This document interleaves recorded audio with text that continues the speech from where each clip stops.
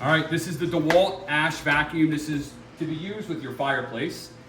I'm just gonna give you a little tour of it.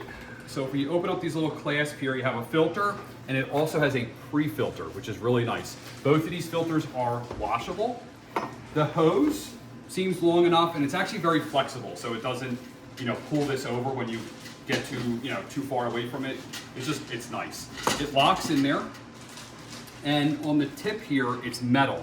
Because you are dealing with fireplace stuff, maybe it could be hot. Obviously, you don't want to be vacuuming up hot ash, but this is metal. The thing I like about this is that the hose and everything fits inside.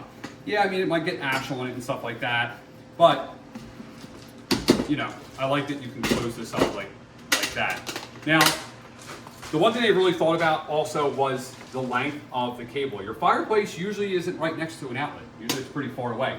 They put an 8-foot cord on here. And it's pretty lightweight, 4 gallons, 4 horsepower. Thing works great. I don't see any issues. Check it out.